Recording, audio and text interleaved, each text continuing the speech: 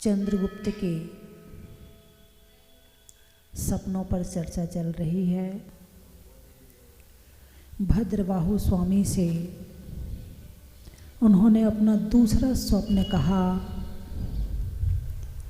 कि कल्प वृक्ष की डाल टूटी हुई है, ऐसा स्वप्न देखा। किसकी? कल्प वृक्ष की।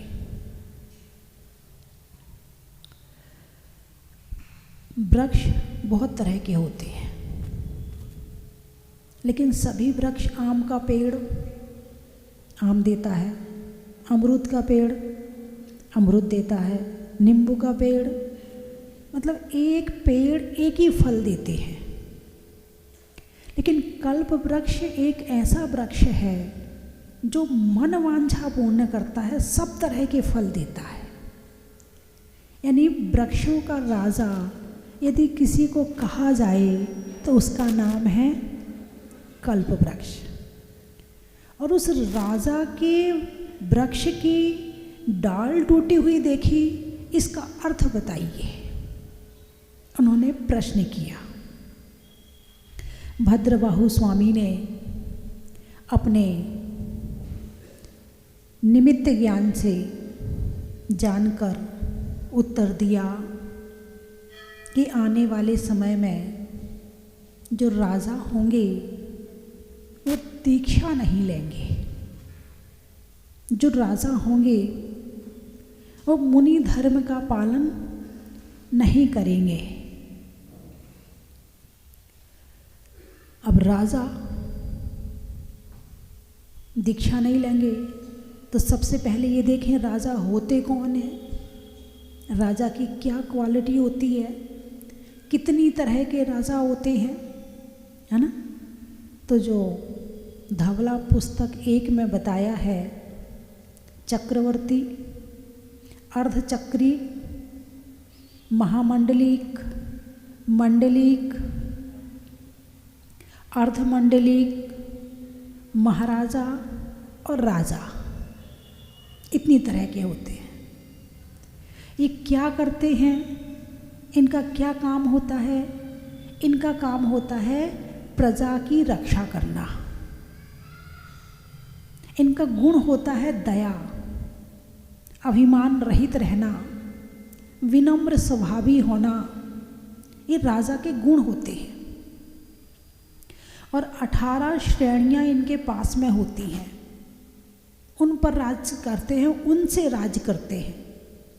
अब 18 हाथी, घोड़ा, सेनापति, कोतवाल, पदचारी, मंत्री, महामंत्री, इस तरह से 18 चीज़ें होती हैं जिसके द्वारा ये अपने राज्य की व्यवस्था को बनाते हैं। तो चक्रवर्ती कौन होते हैं पता है आपको? पूरे 6 खंड के अधिपति, चाहे आर्य खंड हो और चाहे मिलेच्छ खंड हो, दोनों के अधिपति को चक्रवर्ती कहते हैं। 96,000 बोलिए ना, मैंने तो बताया ही नहीं, आपको कैसे पता है? ये बात बड़ी जल्दी पता हो जाती है। 96,000 रानियां होती हैं, 360 रसोइया होते हैं, 360 वैद्य होते हैं, 14 रत्न होते हैं, 9 निधियां होती हैं, और इतने बड़े साम्राज्य के मालिक चक्रवर्ती होते हैं। भरत चक्रवर्ती का नाम तो आपने सुना ही होगा। ऐसे एक चतुर्थ काल में 12 चक्रवर्ती होते हैं, 24 तीर्थंकर और 12 चक्रवर्ती। इसके बाद होते हैं अर्धचक्री। नारायण का नाम सुना होगा आपने, कृष्ण, लक्ष्मण, ये नारायण है।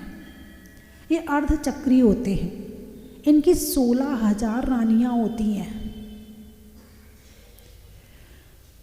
7 रत्न होते हैं, और 1,000 देव इनकी रक्षा करते हैं। चक्रवर्ती की रक्षा 10,000 देव करता है, एक चक्रवर्ती की रक्षा। इतना पावरफुल होता है कि उसके सामने हिम्मत नहीं है कि कोई अपनी गर्दन उठा ले। विजय यात्रा करता है। 60,000 वर्ष तो भरत चक्रवर्ती को विजय यात्रा करने में लग गए थे। अर्धचक्री, महामंडलिक, ऐसे चक्रवर्ती को जैसे तीर्थंकर हैं 64 चवर ढुराए जाते हैं, है ना। चक्रवर्ती को 32, अर्ध चक्रवर्ती को 16, ऐसे ऐसे आधे आधे होते चले जाते हैं और अंत में राजा को 1, इतना हो जाता है। तो महामंडलिक, मंडलिक, अर्धमंडलिक, महाराज और राजा।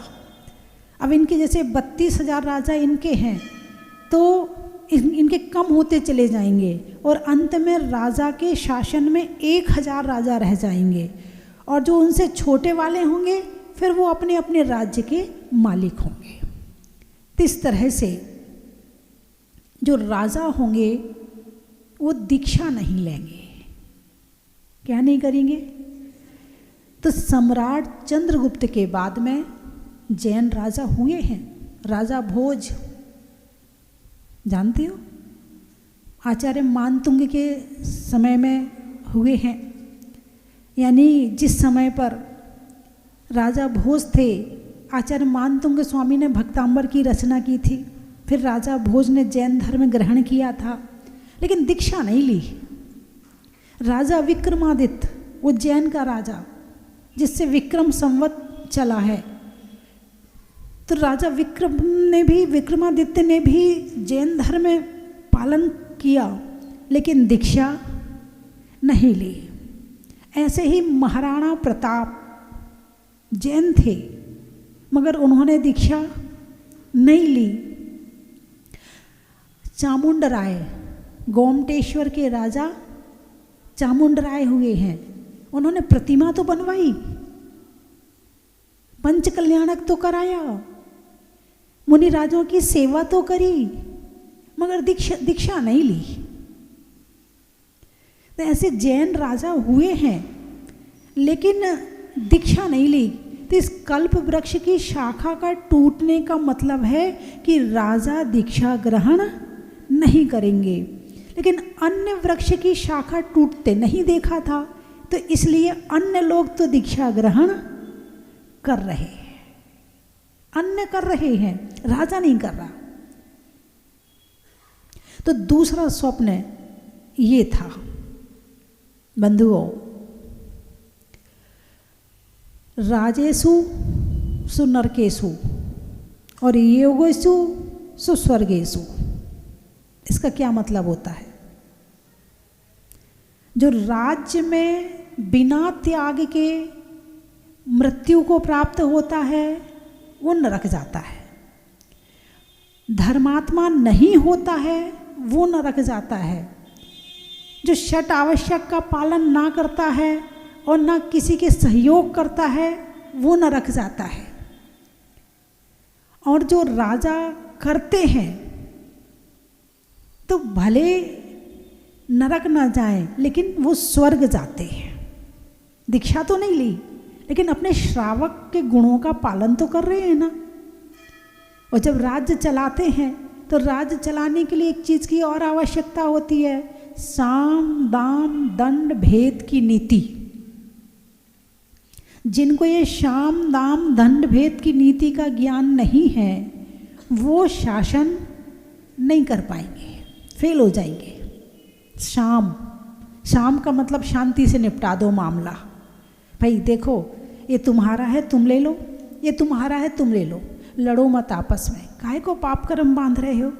कुछ लेके ना आए हैं और ना कुछ लेकर के जाना है, लड़ो मत। इतना तुम ले लो, इतना तुम ले लो, शांति से निपटा दिया।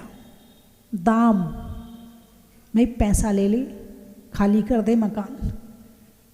हाँ, पहले तो शांति से कहा भाई निकल जा मकान से, नहीं निकला, चल भैया पैसा ले ले, पैसा लेके निकल जा।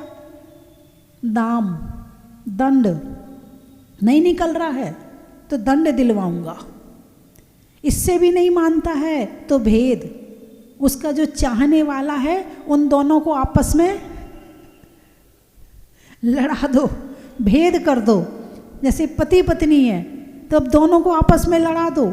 एक कहेगी मकान खाली करो, वो कहेगा नहीं करूँगा, कहे करो, लड़ाई होगी, ये लो खाली कर देते हैं।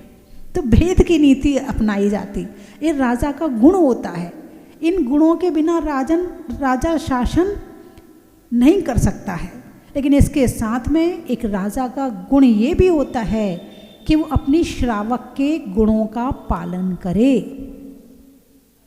एक मंत्री हुआ है, युद्ध लड़ रहा था, मंत्री नहीं सेनापति, युद्ध लड़ रहा था।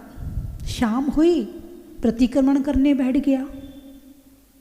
ये इंदिया, बे इंदिया, ते इंदिया, चौर इंदिया, पंच इंदिया, पुडविकाया, आउकाया, तेउकाया, वाउकाया, वड़फदिकाया, तस्काया, ए देशे मुद्दावणम, परिदावणम, विरहणम, उपघादो, कदोवा, कारिदोवा, किरंतोवा, समणो मणिदो, तस्मिच्छामि दुक्कडम। मैंने एक इंद्री को, दो इंद्री को, तीन इंद्री को, चार इंद्री को, पंच इंद्री को, पृथ्वी का एक, जल का एक, वनस्पति का एक, है अग्नि का एक, वायु का एक, जीवों को सताया हो, मारा हो, पीड़ा दी हो, तो हे जीव राशि मुझे क्षमा करें, मुझे क्षमा करें, मुझे क्षमा करें। एक व्यक्ति उससे जलता था, ईर्ष्या करता था। उसने सुन लिया, अरे ये तो एक इंद्री दो इंद्री से क्षमा मांग रहा है, ये क्या युद्ध करेगा। जाके राजा को कह दिया कि राजन, ये तुम्हारा जो सेनापति है ना, ये एक इंद्री दो इंद्री से क्षमा मांगता, ये तुम्हें क्या युद्ध जिताएगा, ये नहीं जिता सकता है। राजा ने सेनापति को बुलाया, बोले भाई तुम ऐसा करते हो? बोले हाँ महाराज करते हैं। क्यों करते हो? जब तुम एक इंद्री दो इंद्री पर इतनी करुणा कर रहे हो तो तुम युद्ध में एक मनुष्य को कैसे मारोगे? तब मंत्री ने बताया, महाराज 4 तरह की हिंसा होती है। आरंभी, उद्योगी, विरोधी और संकल्पी। आरंभी हिंसा घर के कामों में होने वाली, और जो उद्योगी व्यापार के काम में होने वाली। विरोधी हम पर, हमारे परिवार पर, हमारी समाज पर, हमारे देश पर। यदि कोई आघात पहुंचाता है तो हम उसका विरोध करेंगे, और उसमें यदि हिंसा हो जाती है उसकी छूट है हमारी। हमारे धर्म की रक्षा करने के लिए यदि कभी जरूरत पड़ेगी तो हम युद्ध भी करेंगे, देश की रक्षा के लिए, धर्म की रक्षा के लिए युद्ध करेंगे। लेकिन हम संकल्पी हिंसा नहीं करते कि व्यर्थ में हम एक इंद्री को भी नहीं सताते, पीड़ा नहीं देते, दुख नहीं देते, कष्ट नहीं देते।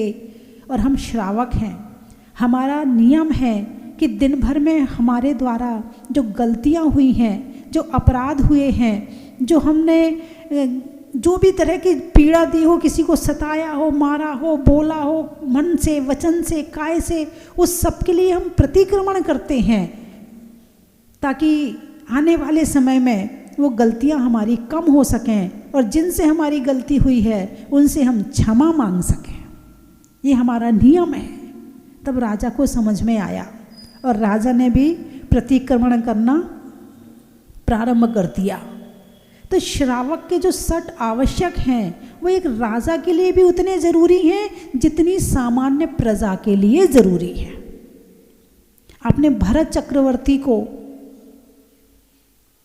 सुना होगा, पढ़ा होगा, देखा तो नहीं हम लोगों ने, लेकिन सुना और पढ़ा जरूर है कि भरत चक्रवर्ती अपने राज्य में के जो वेशभूषा है, जो आभूषण है, वो तब पहनता था जब अपने 6 आवश्यक का पालन कर लेता था, जब वो देव पूजा अभिषेक कर लेता था, जब वो गुरुओं को आहार दे लेता था, जब वो स्वाध्याय कर लेता था, जब वो संयम, तप और दान कर लेता था, उसके बाद ही वो अपने राज्य की वेशभूषा धारण करता था। उसके पहले सुबह 4 बजे उठ के वो सामायिक करता था। यहाँ तक लिखा है कि जिस रात सुभद्रा से शादी हुई थी, उस रात भी सुबह उठकर 4 बजे उन्होंने सामायिक करी थी। जितने बड़ों के लिए ज़रूरी है, उतने ही 8 वर्ष के बालक के लिए भी ज़रूरी है। क्यों करना चाहिए पालन? इसका उत्तर नहीं पता है, इसलिए नहीं करते हैं। उत्तर पता हो जाए तो सबसे पहले लाइन में मिलेंगे। धर्म से सुख मिलता है, धर्म से सुख मिलता है, धर्म से पुण्य होता है, और पाप से, बोलिए ना, दुख होता है। पाप से दुख होता है। तो श्रावक के 6 आवश्यक धर्म की क्रिया है, और 24 घंटे जो होने वाले कार्य हैं वो सारे आरंभी, उद्योगी, ये सब पाप कार्य है। भले उद्देश्य आपका गलत नहीं है, पाप कम लगेगा, लेकिन लगेगा जरूर। क्रोध, मान, माया, लोभ से पुण्य होता कि पाप होता है? पाप होता। हिंसा, झूठ, चोरी, कुशील, परिग्रह से पुण्य होता कि पाप होता है? क्या करते हो दिन भर? बोलिए ना। पुण्य ज़्यादा करते कि पाप ज़्यादा करते हो? पाप ज़्यादा करते हो। आज फल नहीं मिलेगा। अब आज मिलने लगे ना कि जैसे अग्नि में हाथ डाला और तुरंत जल गया, तो मामला सुधर जाए, लेकिन इधर ये व्यवस्था नहीं है। यहाँ जैसे खेत में बीज डाला तो फसल आज ही नहीं आ जाती है। पहले दाना जमीन के अंदर जाता है, जाने के बाद अंकुरण होता है, उसके बाद धीरे धीरे बढ़ता है, फिर बड़ा होता है, फिर उसमें फल आते हैं। बस यही व्यवस्था अपने साथ में है। जैसे कि सारे वृक्ष, जैसे टमाटर है बड़ी जल्दी आ जाते हैं, भिंडी है बड़ी जल्दी आ जाती है, धनिया पत्ती है बड़ी जल्दी आ जाती है ना। लेकिन जो आपके गेहूं हैं, चावल हैं, उनमें थोड़ा सा टाइम लगता है। और लेकिन आम है तो उसमें और ज़्यादा टाइम लगता है। ऐसे हमने कर्म कितनी तीव्रता और मंदता से किए हैं, उसके बाद उसका फल हमें मिलता है। अब ये कर्म आँखों से दिखते नहीं है, इसलिए आराम से जिए जा रहे हैं। जब तक ठीक रहते हैं, और जैसे ही फिर कष्ट आते हैं, फिर कौन याद आते हैं आपको? तो भगवान ने तुम्हें कर्म दिए क्या? ये कर्म किसने इकट्ठे किए हैं? तुमने। इनको काटोगे कौन? इनको भोगोगा कौन? हम ही भोगेंगे। तो जैसे एक कपड़े पर खून का धब्बा लग जाए तो उसको साफ करने के लिए क्या चाहिए? पानी चाहिए। उसको साफ करने के लिए पानी चाहिए। ऐसे ही दिन भर में काम करने में, बोलने में, चालने में जो क्रोध, मान, माया, लोभ हुआ है, हिंसा, झूठ, चोरी, कुशील, परिग्रह हुआ है, इन सबको साफ करने के लिए क्या चाहिए? 6 आवश्यक का पालन। देव पूजा, गुरु उपासना, स्वाध्याय, संयम, तप और दान। इसके माध्यम से ये जो दिन भर में पाप इकट्ठे हुए हैं, ये दूर, पूरे ख़त्म तो नहीं होते हैं। जैसे पानी से पूरा धब्बा ख़त्म तो नहीं होता, हल्का फुल्का रह जाता है, लेकिन फिर भी हाँ बहुत कुछ हो जाता है। एक होता है 107 डिग्री बुखार, और एक होता है कि 99 या 100 डिग्री बुखार। अंतर तो है ना दोनों में। एक में तो हाय तौबा मच जाएगी, अरे ठीक है दवाई खा ले ठीक हो जाएगा, दूसरे में आराम से निकल जाता है। इतना अंतर तो पड़ेगा कम से कम। एक सहनीय, एक असहनीय।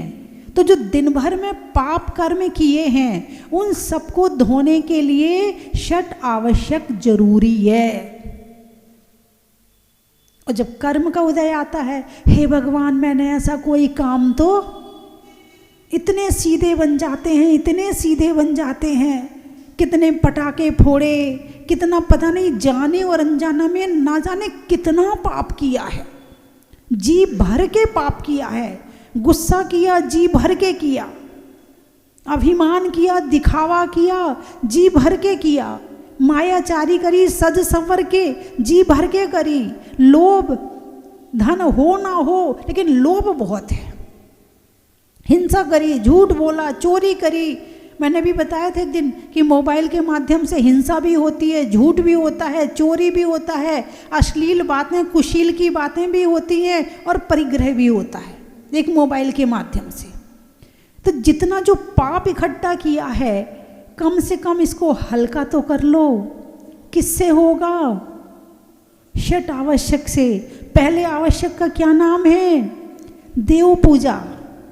पूजा का मतलब इसमें अभिषेक भी आ गया, इसमें आरती भी आ गई, इसमें अर्घ्य भी आ गया, इसमें दर्शन भी आ गए, इसमें माला भी आ गई, इसमें जाप भी आ गई। पूजा के नाम में भगवान से संबंधित हम जितनी भी क्रिया करते हैं वो सब कुछ इसमें आ जाएगा। तो भगवान ने तो हमें बहुत कुछ दिया है, लेकिन ठंड है माता जी, कौन अभिषेक करे, कौन पूजा करे, हमसे नहीं होता है। ठंड, ठंड प्रकृति है, नेचर है, ठंड लगना चाहिए।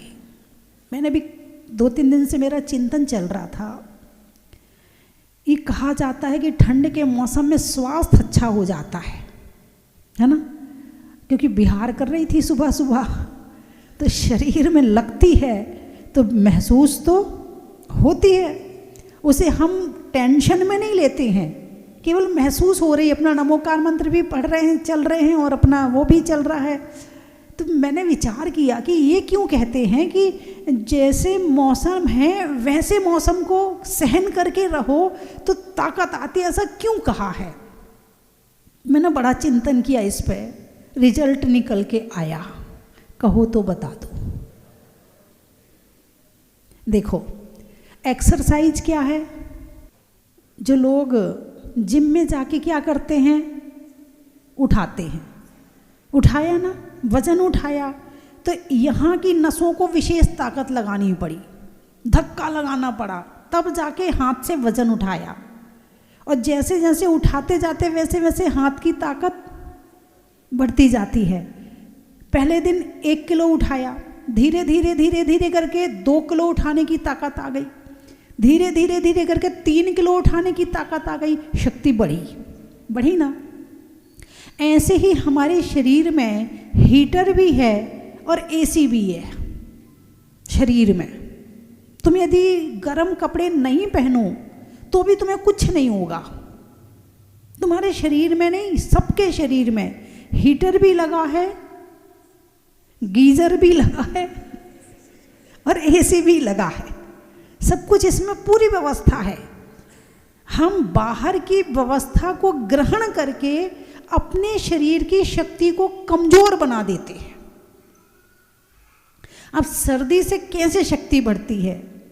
ऊपर सर्दी है, वातावरण में सर्दी है, वो शरीर को लगी, अंदर से हमारे हीटर ने उसे गर्म करने का प्रयास किया, बाहर से सर्दी ने ठंडा करने का प्रयास किया, अंदर के हीटर ने गर्म करने का प्रयास किया। दोनों की जब कसमकस चलती है तो शरीर की शक्ति इसी विरोधी शक्ति के कारण ही तो बढ़ती है। बोलिए हाँ या ना।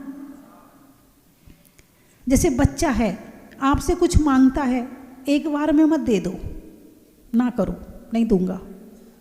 फिर वो दूसरा जुगाड़ लगाएगा, दिमाग लगाएगा, तुम फिर मना कर दो, फिर वो तीसरा जुगाड़ लगाएगा, कैसे मांगूं, फिर तुम मना कर दो, फिर वो चौथा जुगाड़ लगाएगा।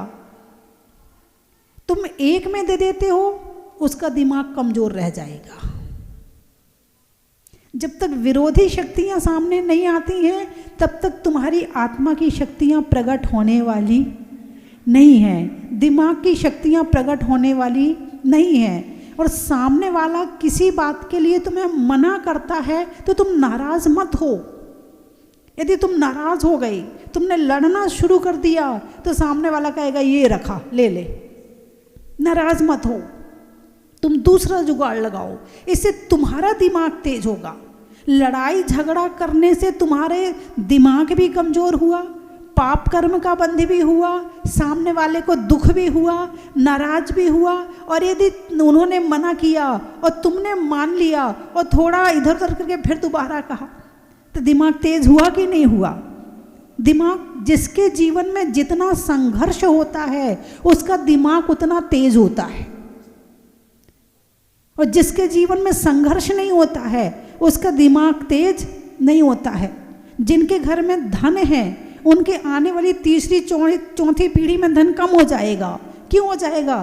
क्योंकि उन्हें संघर्ष नहीं करना पड़ रहा है। बिना कुछ किए तो वो गंवाएंगे, लुटाएंगे, क्योंकि वो धन की कीमत जानते नहीं है। तो तीसरी चौथी पीढ़ी में धन कम हो जाएगा, फिर पांचवी पीढ़ी आएगी, फिर वो मेहनत करेगी, फिर वो संघर्ष करेगी, फिर धन कमाएगी। ये प्रकृति ऐसे चलती है। तो सर्दी के कारण आप अभिषेक नहीं करते हैं, ये तो गलत बात है। और अभिषेक करते ही नहीं है और गलत बात है। नहीं, टोड़ा वालों की बात नहीं कर रही हूँ, जितने लोग मेरी बात सुन रहे हैं उन सब की बात कर रही हूँ। अभिषेक करने जाना है तो रात को जल्दी भी सोओगे, क्योंकि सुबह जल्दी उठना है। जब रात को जल्दी सोओगे तो फालतू मोबाइल देखने से बचोगे, क्योंकि सुबह मंदिर जाना है, महिलाएं हैं, पूजा करना। भाई अब मोबाइल बंद कर रहे, हम नहीं सुन रहे किसी का, हमें नहीं बात करनी, अब तो हम सो रहे, क्यों? हमें सुबह जल्दी उठना। आप सोए भी तो भगवान को याद करके सोए कि सुबह पूजा करना है, भगवान को याद करके सोए कि मुझे सुबह अभिषेक करना है। अब आपके मन में संकल्प रहा कि मुझे सुबह अभिषेक करना है, तो रात भर पुण्य का बंध होता रहा, सोते सोते भी। क्योंकि आप ये भावना बनाकर सोए थे कि मुझे सुबह अभिषेक करना है, सुबह पूजा करना है। तो भले आप सो रहे हो, सोना एक शरीर की क्रिया है, लेकिन आप संकल्प लेकर के सोए हो, तो वो संकल्प आपको पूरी रात पुण्य का बंध कराता रहा। भले सुबह कोई परेशानी आ जाए, कोई बुला ले, कोई जरूरी काम हो जाए, भले आप नहीं कर पाओ अभिषेक, वो बात अलग है। लेकिन यदि आप रात को ये सोच कर सोए हो कि मुझे सुबह अभिषेक करना है, तो आपके पुण्य का दरवाजा खोल कर सोए हो। और रात को 12 बजे तक मोबाइल चला रहे, 1 बजे तक मोबाइल चला रहे हो, सुबह 9 बजे उठ रहे हो, ये तो एक प्रकृति के हिसाब से भी गलत हो गया, शरीर के नेचर के हिसाब से भी गलत हो गया, धर्म के हिसाब से भी गलत हो गया, और आत्मा के हिसाब से भी गलत हो गया। पहले पहर में सब जागें, दूसरे पहर में भोगी, और तीसरे पहर में चोर जागे, चौथे पहर में योगी। क्या? पहले पहर में सब जागें। जब रात का समय, रात आती है, तो पहला जो 3 घंटा होता है उसमें कोई नहीं सोता है ना। पहले पहर में सब जागें, दूसरे पहर में भोगी, और तीसरे पहर में चोर जागे। इस सबका अपना अपना काल है। अब तुम कौन से काल के क्या बन के बैठे तुम देख लो, ये मैं नहीं कह रही हूँ कुछ भी। 12 बजे के बाद जाग रहे तो चोर का समय है ये तो। 11 बजे के बाद जाग रहे हो तो 12 बजे के बाद नहीं, हाँ 12 बजे के बाद 10 बजे तक तो आपको सोना ही चाहिए। इसके बाद तो आपको, क्योंकि जो शक्तियाँ हैं, कौन सी शक्तियाँ? रात को घूमना, निशाचर रात को घूमना प्रारंभ कर देते हैं, आसुरी शक्ति। इसीलिए रात्रि में जागना ही नहीं चाहिए। चाहे पढ़ने का निमित्त तो दिन में पढ़ो, सुबह पढ़ो, शाम को पढ़ो, लेकिन रात में तो कम से कम 2 पहर जो रात के हैं उसमें तो जागना नहीं चाहिए। उससे कई फायदे हैं। और सुबह यदि आप 3 से 6 के बीच में 4:30, 4, 4:30, 5, 5:30 तक यदि उठ ही जाते हो, तो आपकी आधी बीमारियां अपने आप ठीक हो जाएंगी। आपको कुछ करने की जरूरत ही नहीं पड़ेगी। और यदि धर्म का निमित्त बनाकर जागते हो तो और अच्छी बात है। जो सुबह जल्दी उठ जाता है उसके काम, सब काम टाइम से हो जाते हैं, उसका पेट भी बढ़िया रहता है। और जो देर से जागता है उसका पेट भी खराब रहता है, क्योंकि हर चीज़ का एक शरीर और नेचर, शरीर का नेचर और शरीर और नेचर, ये दोनों प्रकृति एक इसी से बनी हुई है। 3 चीज़ें बोलूँगी, आपको कहना बड़ा ही महत्व है। सलाइयों में सूजा का, मिठाइयों में गूजा का और भगवान की पूजा का। जिनवाणी आ गई। छोड़ने में आसक्ति का, करने में अभिव्यक्ति का और भगवान की भक्ति का। आत्मा में एक का, मनुष्यों में नेक का और करने में भगवान के रोज अभिषेक का।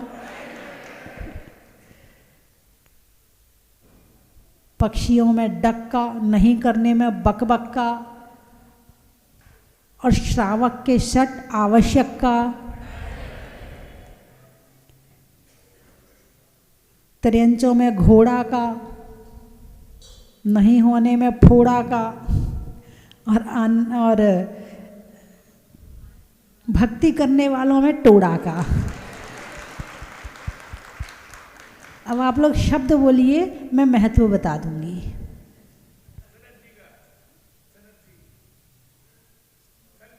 संत जी का, अच्छा संत जी का महत्व बताऊं। अच्छा, भगवानों में पंच परमेष्ठी में अरिहंत का, चलने में धर्म के पंथ का और आपके यहाँ अध्यक्ष संत का, रिश्तों में नानी का, पीने में पानी का और बाबू के बड़े पापा सूर्यज्ञानी का।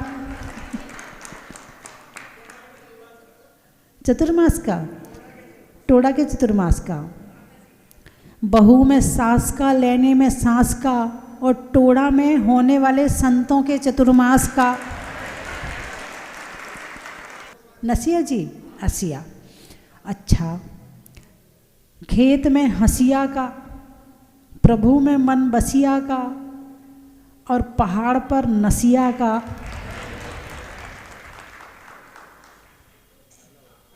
झालावाड़, जंगल में झाड़ का, बाग में बाढ़ का और आने वालों में झालावाड़ का। गाने में सुर का, नृत्य में नूपुर का, आने वालों में जयपुर का। त्रियंचों में बिल्ली का, कहानी में शेख चिल्ली का और आने वालों में दिल्ली का। जंगल में शेर का, फलों में बेर का, आने वालों में अजमेर का। दालों में मोठ का, दवाई में सौंठ का और आने वालों में लाल सौंठ का।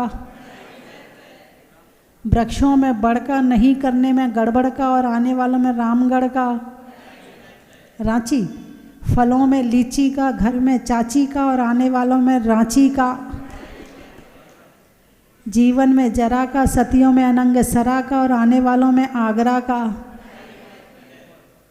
पूछने में हाल का, खिड़की में जाल का, आने वालों में भोपाल का। अहमदाबाद, खेत में खाद का, भोजन में सलाद का, आने वालों में अहमदाबाद का। आरती का, भारत में भारती का, रथ में सारथी का और शाम को प्रतिदिन करने में भगवान की आरती का। धर्म का यही वृक्ष है, कल्याण के कल्याण कराए, निज कल्याण के भाव बनाए। गर्भ कल्याण के रत्न है बरसे, जन्म कल्याण के जन जन हर से। तप कल्याण के मुनि बनाए, ज्ञान कल्याण के ज्ञान को पाए। जय मुनि सुव्रत नाथ, जय मुनि सुव्रत नाथ, जय मुनि सुव्रत नाथ, जय मुनि सुव्रत नाथ। कंचन की थाल को सजाओ रे आज, रत्नों की थाल को भर लाओ रे आज। आओ आओ करे रे गुणगान आरती भगवन की। आओ आओ करे गुणगान आरती भगवन की। आओ आओ करे रे गुणगान आरती भगवन की।